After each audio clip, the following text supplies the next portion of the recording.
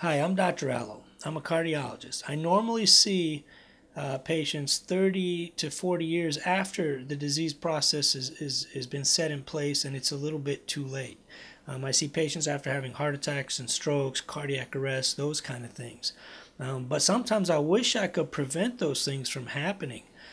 If I could go back in time to when my patients were just 4 or 5 years old, 3 years old. I wish there's some advice and some tips I could tell them or tell their parents to try to prevent this. So I think it's very, very important for parents to start from a very young age. There's no reason why I should have to see patients later on in life if this could have been prevented earlier. So I have some tips for parents. I get asked this by parents a lot. How do I prevent my children from having heart disease? I hope you and your children never need a cardiologist. And here's some tips on perhaps how to try to avoid that. So the number one thing I'll say to parents is please teach your children how to eat healthy at a young age. The habits that they develop at age 1.5 to about 4 or 5 are the habits that they're most likely going to stick with. Teach them the difference between healthy and unhealthy. If they ask you, well, why are we eating this? You could say because it's healthy. And teach them the difference. One thing you can do is not have unhealthy food in the house. There's no reason to have cake and cookies and muffins and all that stuff, chips in the house. Just take it out of the house. No kid is going to starve to death. They're going to eat what you have eventually. So start at a very young age if you can. Have apples, celery, carrots, put peanut butter on them. Teach them that you have to eat lean meats from a young age. Don't get them in the habit of eating extra sweet things.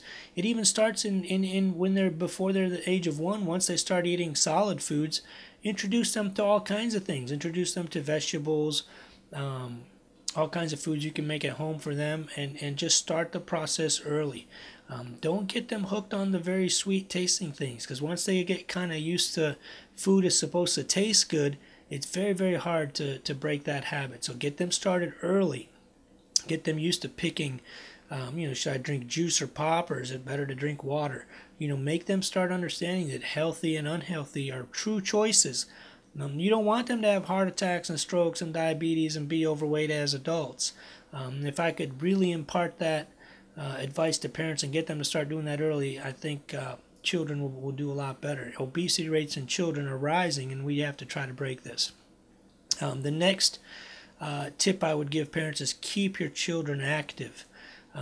There's no reason for them to come home and watch TV or play on the tablet or on the phone. If they're educational things and part of their homework, fine. But as soon as they get home, get them outside, get them playing around. Even if it's just running around playing tag or hide and seek, digging up mulch, planting things with mom or dad, kicking a soccer ball or passing a football, kicking a soccer ball or passing a football, whatever it might be. Make sure you do things outside. There's no reason to come inside and just sit around. You have to get that to your kids. I'm not saying enroll them in every possible after-school sport as possible, because that can have some detrimental effects too. After-school sports that are organized are good. They teach discipline, but you don't have to enroll them in everything. Just play with them outside. Just spend some time outside with them. It really doesn't matter what you do. Just stay outside. Eventually come home at night, watch a little bit of TV to kind of help them wind down, and then you can put them to bed. But definitely get them used to playing outside. When the winter comes, especially if you live out in the colder climates, there's things you can do playing in the playroom or the basement, whatever you might have in your house. Even if it's your living room, play games, pretend you're driving trucks around and fixing the road, or playing tag or hide and seek, whatever it is. Just do not sit in front of a TV or play video games or tablet games or phone games, iPad games, whatever it is. Just try to keep their minds thinking, their minds creative, and actively playing or doing something. The third thing I would tell parents, teach your children about the harmful effects of smoking. You have to start at a young age. Smoking is the single worst thing you can do for yourself, and quitting smoking is the single best thing you can do for yourself. Better than weight loss, exercise, eating right. Just quitting smoking in and of itself makes a huge difference. Unfortunately, I see my patients after 30, 40 years of smoking, 30, 40 years of being overweight, 30, 40 years of eating unhealthy, 30, 40 years of pounding on their knees, being extremely overweight. So if I could go back in time and tell them, listen, quit smoking, quit eating so much, quit, eating poorly, get more active, run around, do things to help improve your health, I wish I could do that. But you as a parent now, you can.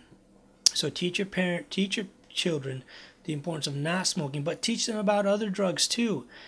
Smoking is legal. It shouldn't be, but it is. But teach them about the illegal drugs. Teach them about heroin, cocaine, crack. I can't tell you how many cardiac arrests I see from people who've overdosed on one of those things. So teach them about smoking and drugs in general. These things are not good for you.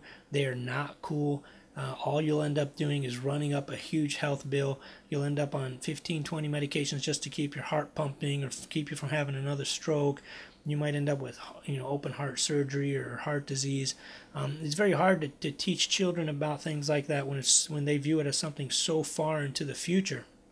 But if you just tell them you're going to be really disappointed in them, and that's something short term that they can feel right away. If you tell them you're going to be really disappointed in them if you find out that they do this or they don't understand it, then they're more likely to do what you want. So please make sure you teach your children now about smoking. It's the single worst thing you can do, and it should even be number one on this list. But it's very important. I don't want your children to need a cardiologist in the future, and I don't want you to need one either. So please teach them that early on. The last one I would say is teach them about drive and ambition.